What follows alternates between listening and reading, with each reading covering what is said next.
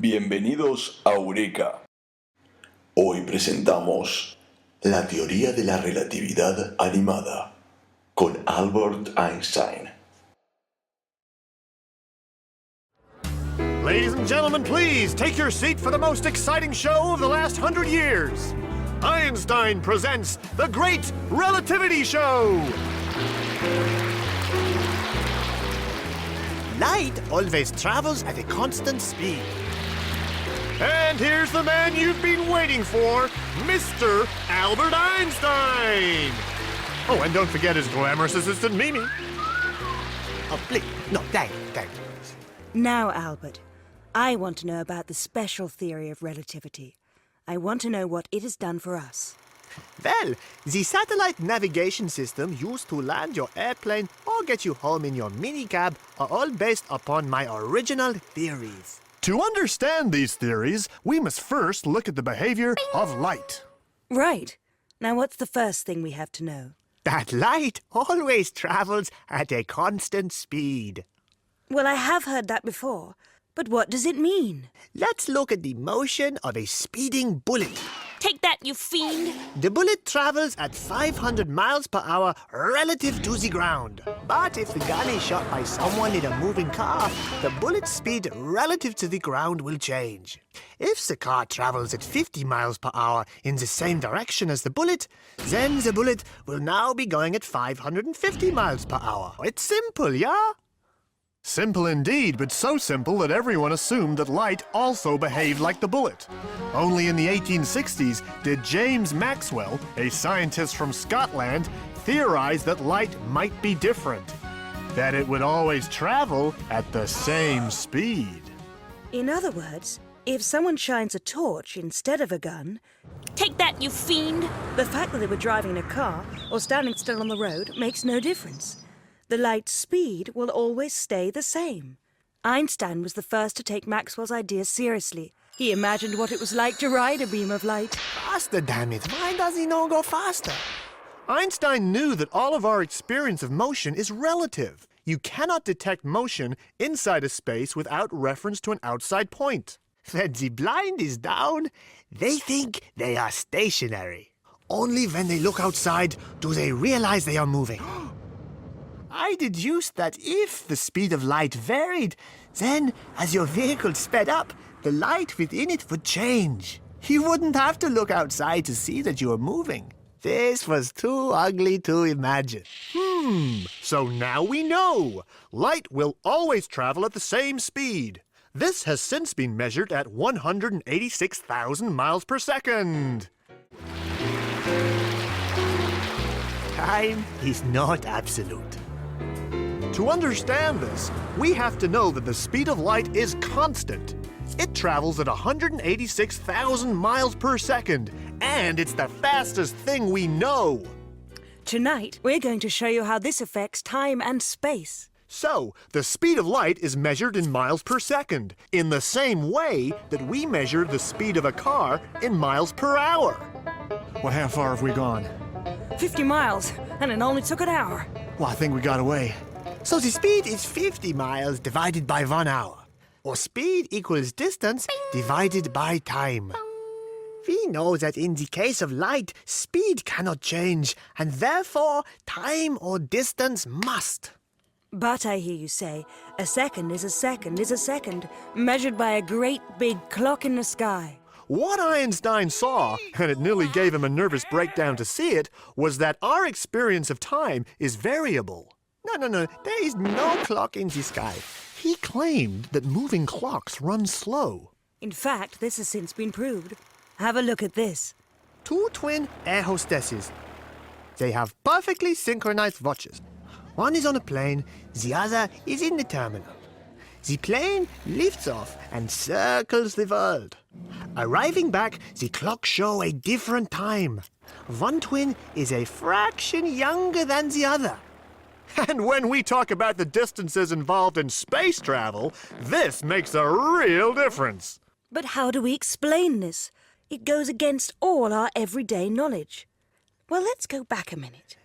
We know that in the case of light, speed cannot change, and therefore time or distance must.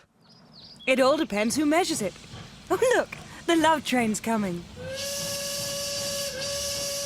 Oh, darling, that was wonderful. Yes, the Earth moved. Yes, it did.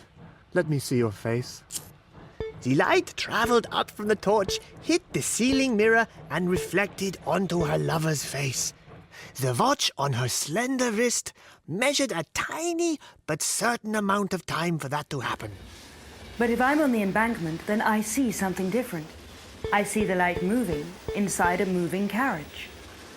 Thus, from the bank, the light beam appears to travel a further distance, and therefore from Mimi's perspective, it takes longer to complete its journey to the man's face. And so time on the train is longer than time on the bank. Thus proving that time is relative.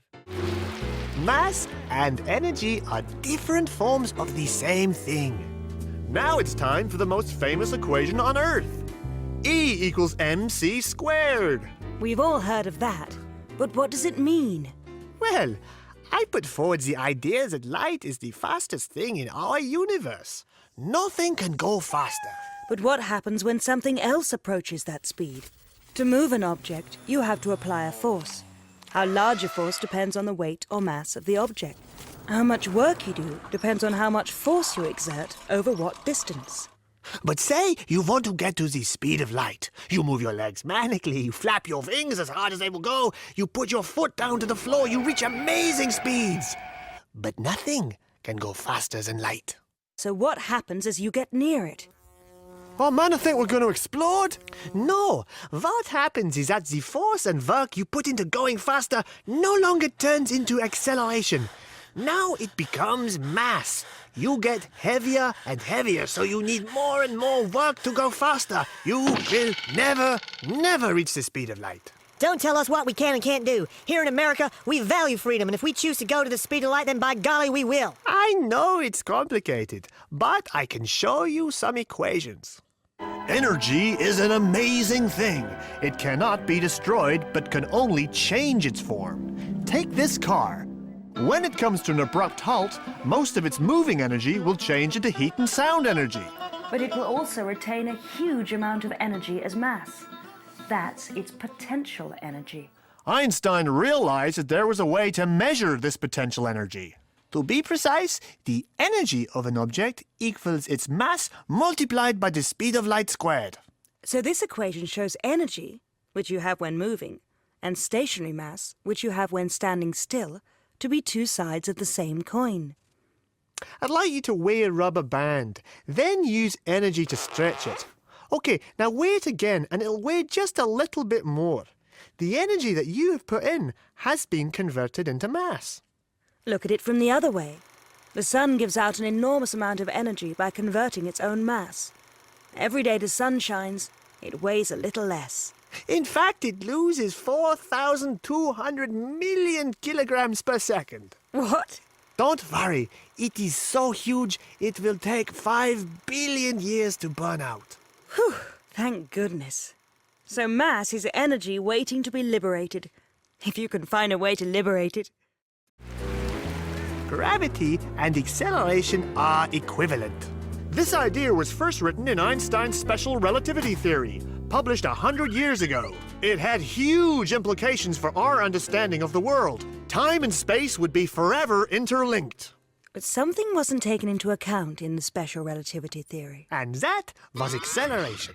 In 1915, Einstein wrote another paper that expanded the special into the general theory of relativity. This was the beginning of cosmology as we know it. He thought about acceleration long and hard.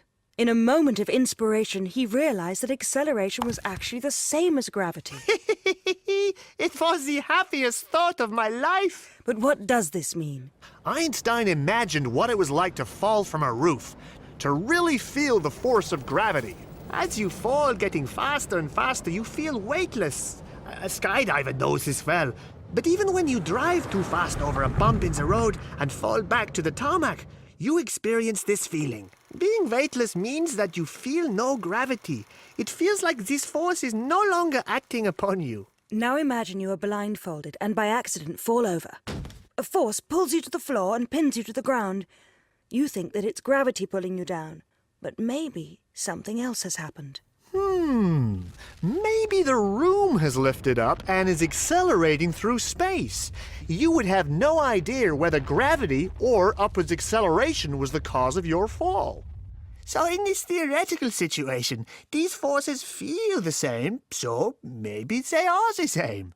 Seeing gravity as acceleration allowed Einstein to work out equations that describe not only falling lifts, but also the motion of stars and planets and galaxies. And remember, this was a time before spaceships and astronauts. In 1915, we didn't even know galaxies existed. He theorized that space is four-dimensional and curved, and that light reacts to gravity, bending around stars, as if it too has a mass. Now this extends into complex concepts of black holes and wormholes and quasars and pulsars and big bangs and dark matter and crazy things like that. But Einstein's understanding of the forces around us have had a profound effect on our daily life. Without his actual equations, we would be unable to use the satellite systems that land our planes, transmit international phone calls, or navigate our boats. His theories have also allowed us to understand how the universe began. And that is pretty much it, folks. All that remains for me is to say thank you so much, and good night.